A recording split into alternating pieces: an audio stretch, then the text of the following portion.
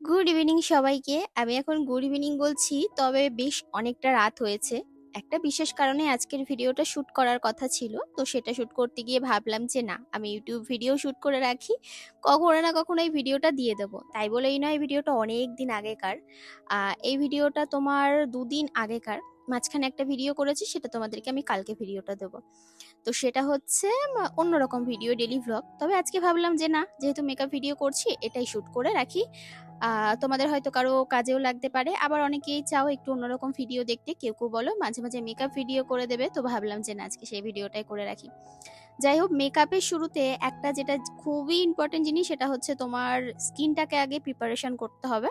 তো সেটাই আমি করে নিলাম সবার ফার্স্টে। তোমরা প্রত্যেকেই জানো, আমি জানি, যারা জানো না তাদের জন্য ওই ছোট্ট কথাটা বলে রাখলাম।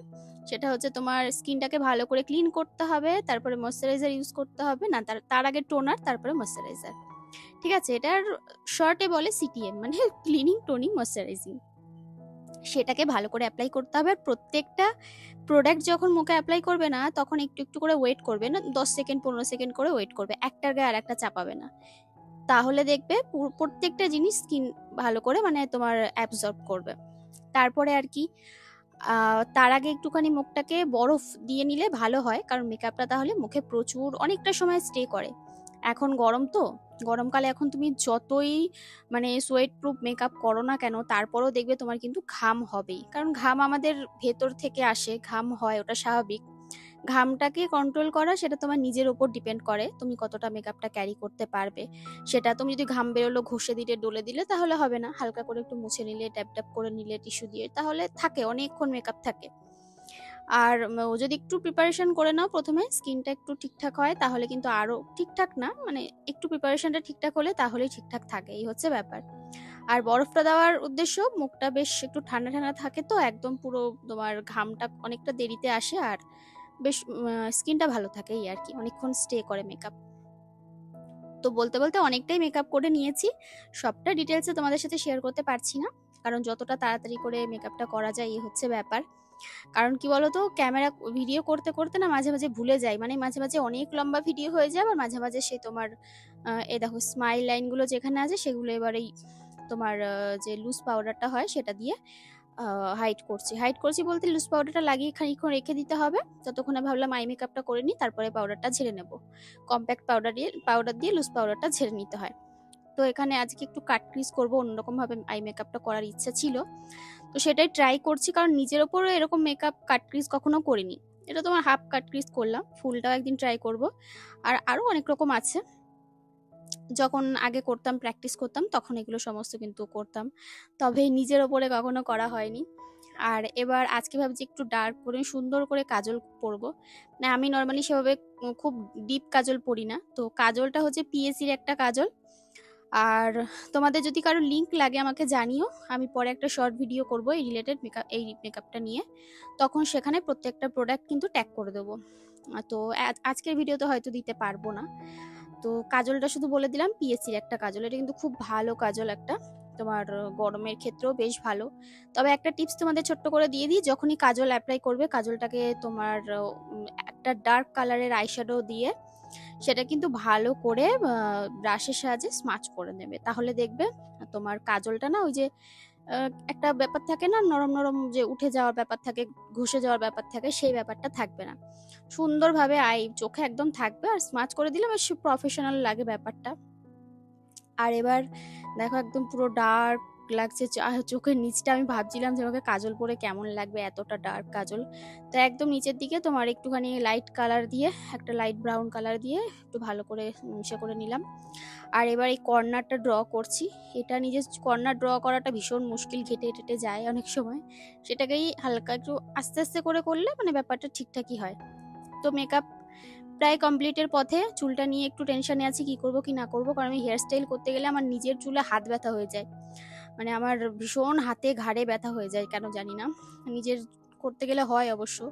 তো দেখো, চুলটাকে পার্টিশন করে নিলাম দুটো ভাগে, আর এবার এটাকে পুরো চুলটাকে না কার্ল করে নেব, মানে দুপাশে সব যত চুল আছে সবটাকে কার্ল করে নেব। লাস্টের দিকে পারছিলাম না বলে পেছন দিকে খানিকটা ছেড়েও দিয়েছি, তবে ওটা বোঝা যাচ্ছিল না অতটা, তবে পুরোটা যদি আরো প্রপার ভাবে করতে পারতাম ধৈর্য ধরে, তাও ভালো হতো, আরো ভালো হতো, তবে সেটা আমার আর ধৈর্যে কুলাচ্ছিল না বলে আর করতে পারিনি। তবে তোমরা বুঝতে পারবে না সেটা, কারণ সেভাবে ভিডিওতে সেগুলো দেখা যাচ্ছিল না। তো দেখো এই যে হাত তুলে জগন্নাথের মতো দাঁড়িয়ে থাকতে হচ্ছিল না, মানে এইটা হচ্ছিল বেশি কষ্টকর আমার পক্ষে, যে হাত তুলে দাঁড়িয়ে মানে দাঁড়াতে হচ্ছিল আর হাতে ব্যথা হয়ে যাচ্ছিল। তো শাড়ি পরবো একটা হলুদ কালারের শাড়ি, আর এই লুকটা ক্রিয়েট করেছিলাম তোমার আর কি নর্মালি ওই বসন্তর একটা লুক ক্রিয়েট করার জন্য। তবে সেটা অনেক লেট হয়ে গেল আমার, সবাই ভিডিও ছেড়ে মানে 10টা ভিডিও ছেড়ে নিল ওই বসন্তর উপর, আমি এখন মানে লুক ক্রিয়েট করছি সবে, ভাবো তার মানে আমি কতটা লেটুস। তো যাই হোক, মানে এইগুলো উদ্ভট বুদ্ধি, হঠাৎ করে প্ল্যান আসে, হঠাৎ করেই বুদ্ধি হয়, হঠাৎ করে এইগুলো ভিডিও করা শুরু হয়ে যায়, এই হচ্ছে ব্যাপার। মানে সে রাত নেই, দুপুর নেই, দিন নেই, যখন উঠলো বাই তো কটক যাই হচ্ছে কথা, সেরকম আমার অবস্থা। মানে ভিডিওর যখন যেটা কনসেপ্ট মনে পড়ে, ঠিক আছে এটা এখন করতে হবে, এই কাজটা বাকি আছে, ঠিক আছে চলো। তো দেখো পুরো চুলটা কার্ল করে নিলাম, আর এবার পেছন দিকে হালকা একটু পাফ করে নিচ্ছি, খুব একটা বেশি ফুলাবো না, জাস্ট যতটুকুনি দরকার টেনে টেনে, যাতে কার্লটা হালকা হালকা বোঝা যায়। পেছন দিকটা একটু আঁচড়ে নিলাম, আর এবার ওই চুলটাকেই তোমার একটু সামনের দিকে এনে এক সাইড করে বিনুনি করে নিলাম।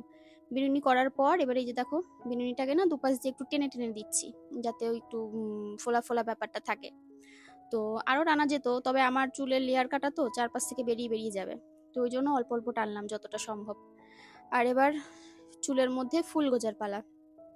তো ফুলটাকে স্টে করানোর একটা ব্যাপার আছে, কারণ গাঁদা ফুল দেবো ভাবছি চুলে, কারণ বসন্তর লুক তো, একটু গাঁদা ফুল দিলে বেশ ব্যাপারটা ভালো লাগবে।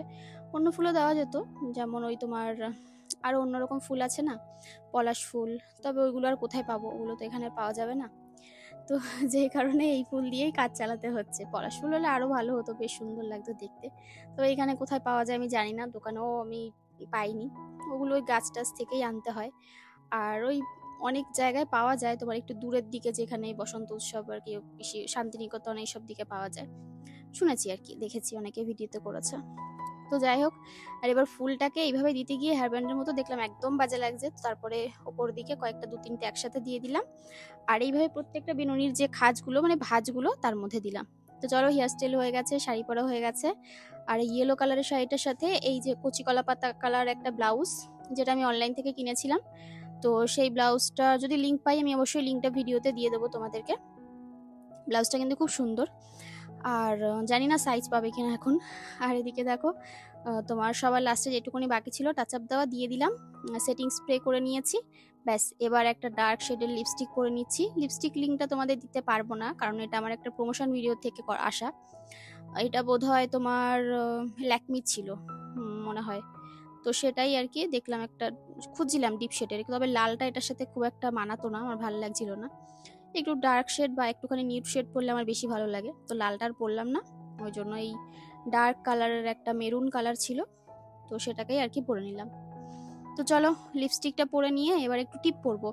টিপ নিয়ে এক্সপেরিমেন্ট করতে আমার কেমন লাগে, কারণ আমার মাঝে মাঝে মনে হয় বড় টিপ পরলে মনে হয় ভালো লাগবে, বড় টিপ পরলে আবার মনে হয় যে না বাবা, যদি আবার সেই রাক্ষসীর মতো লাগে, তারপরে আবার সেটাকে পাল্টে নিজের জায়গায় ফিরে যাই, কারণ আমাকে আবার ছোট টিপ পরতে হয়। তো একটা বড় টিপ আজকে নিয়েছি সাহস করে, ভাবছিলাম পরবো, মানে তোমাদেরকে দেখাবো, চলো দেখাই কোনটা ভালো লাগছে। দেখো বড় টিপটা পরে নিয়েছি, তো এটাকে আমাকে দেখে জানিও কেমন লাগছে, মনে হচ্ছে খুব একটা খারাপ লাগছে না, আবার খুব একটা ভালো লাগছে না, খুলে ফেললাম, খুলে আবার ছোট টিপটাই পরে নিলাম। তো এটা ঠিক আছে, আমার জন্য পারফেক্ট, কারণ এই লুকটাই আমার বেশি ভালো লাগে, এই টিপটাই আর কি।